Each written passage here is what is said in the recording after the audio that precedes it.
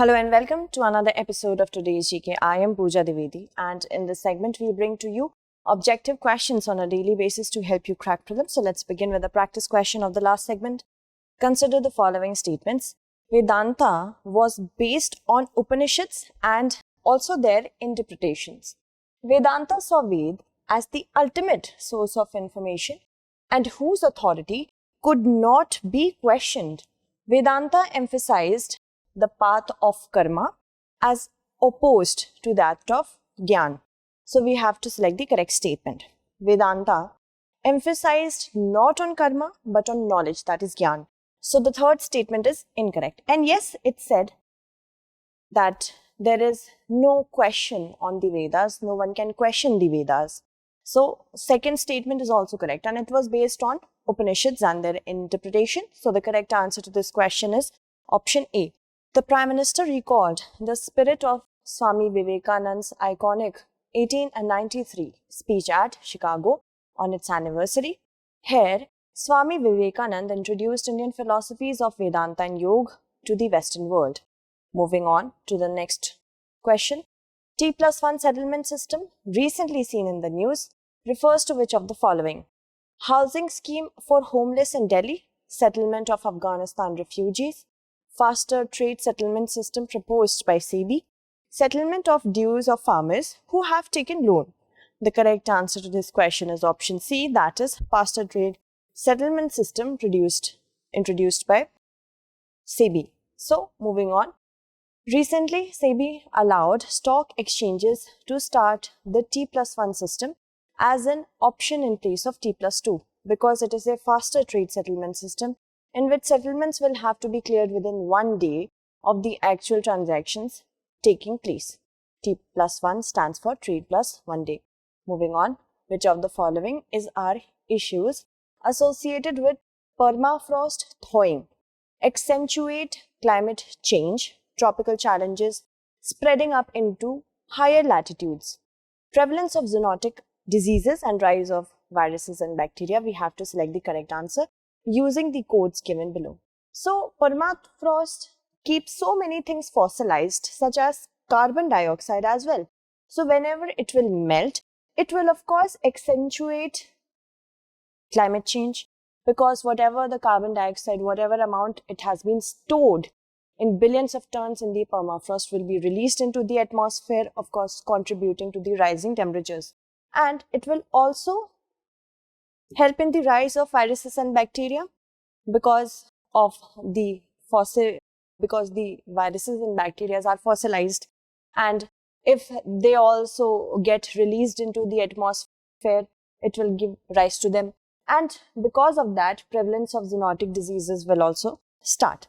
And as the aviary and the entire aviary sector, that is the birds and other mammals plus that as well, that will of course get many changes in their dietary habits because of that, and it will definitely be a tropical challenge spreading up into higher latitudes because higher latitudes are closer to permafrost.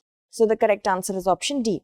The latest IPCC report has warned that increasing global warming will result in reductions in Arctic permafrost, and the thawing of the ground is expected to release greenhouse gases like methane and carbon dioxide. The thawing of permafrost will worsen the effects of climate crises because stored carbon is released into the process. The diseases that will have typically afflicted the equatorial belt are spreading up into higher latitudes due to permafrost thawing. Warming temperatures are also causing changes in the habitats of wild birds such as ducks and geese that can carry avian flu. Scientists are also concerned about the rise of viruses and bacteria from thawing permafrost and ice. Moving on to the next question. Consider the following statements.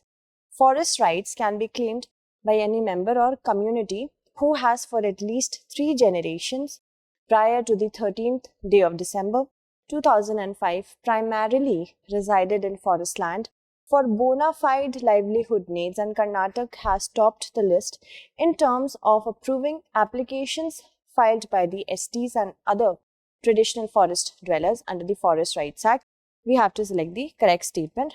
So the first statement is correct, that forest rights can be claimed by any member or community okay, who has for at least 3 generations, that is 75 years prior to the 13th day of December 2005, primarily resided in the forest and had his or her or their livelihood from forests.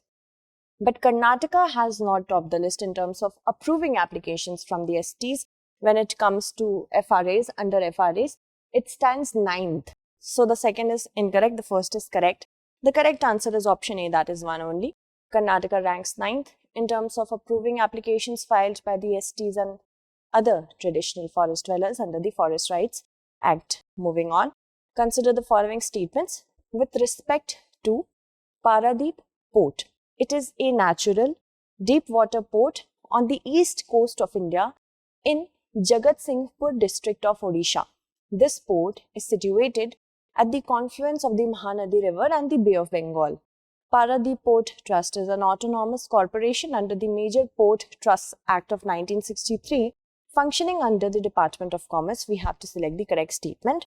Okay, so Paradeep, yes, the first statement with respect to it is correct. And it functions as an autonomous corporation under the Major Port Trust Act of 1963 that functions under the Ministry of Shipping. So the third statement is incorrect. The second is correct, that it is situated at the confluence of Mahanadi River and the Bay of Bengal. So the correct answer to this question is option B. Under Ease of Doing Business initiative, a mobile X-ray container scanning system has been installed by Paradeep Port for the purpose of reducing physical examination and dwell time of containers at the port. Now moving on to the next question. Consider the following statements regarding Swachh Survekshan Grameen 2021. It was launched with Swachh Survekshan Urban 2021 by the Jal Shakti Ministry. It assesses the state of hygiene, cleanliness and sanitation in rural India as a part of the centre's initiative to award open defecation free plus status to villages. We have to select the correct statement. So one thing keep in mind, Swachh Survekshan Urban is not by Ministry of Jal Shakti but Ministry of Housing and Urban Affairs.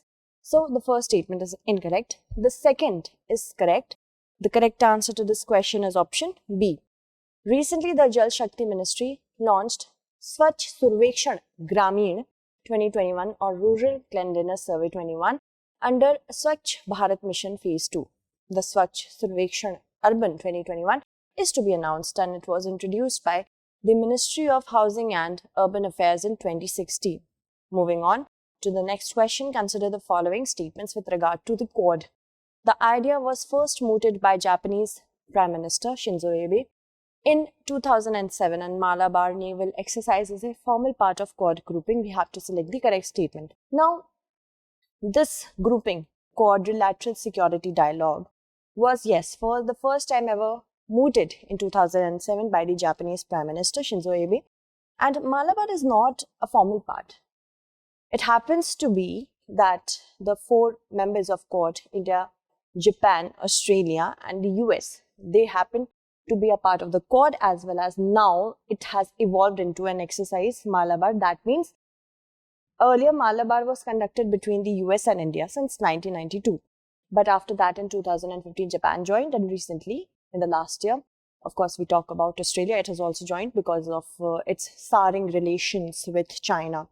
It's not a formal group, it's not a formal part, so the second is incorrect. The first is correct.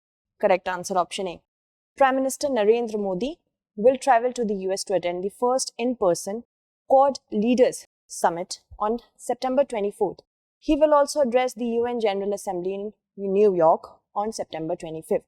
Quadrilateral Security Dialogue or Quad is an informal strategic dialogue between India, USA, Japan and Australia. The idea was first ever mooted by Japanese Prime Minister in 2007. However, the idea couldn't move ahead after Australia pulled out of it, apparently due to Chinese pressure.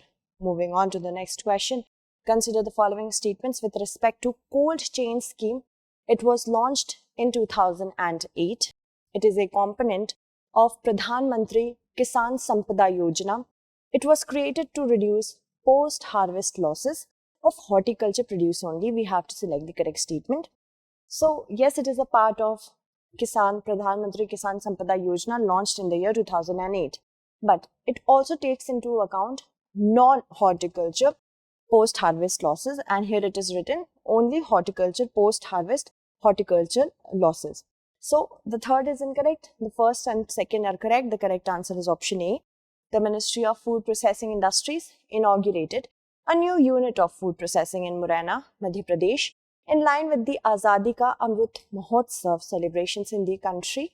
The unit was inaugurated by the Ministry of State for Food Processing Industries, Prahalad Singh Patel, under the cold chain scheme of the government.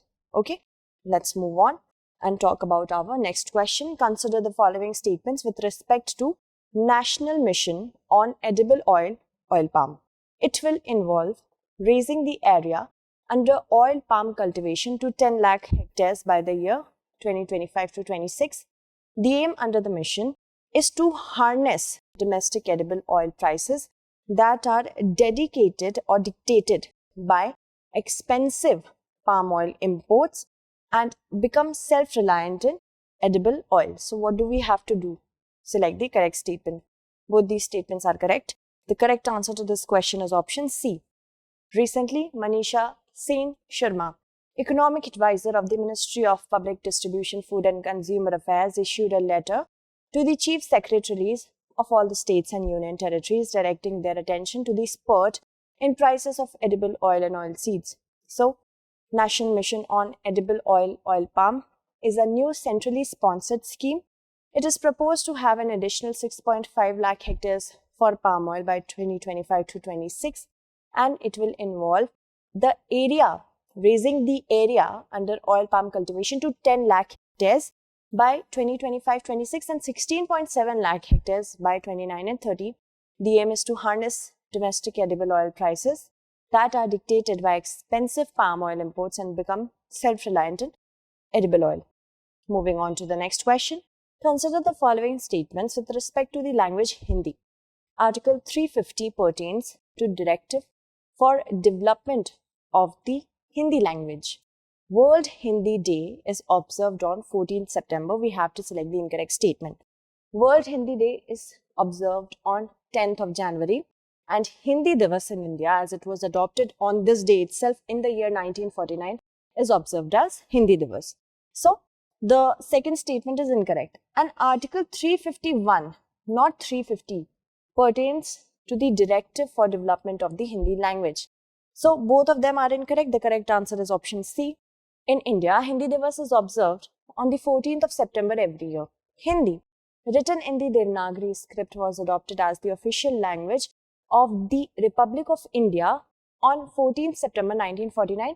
We also have one more official language of India, that is English.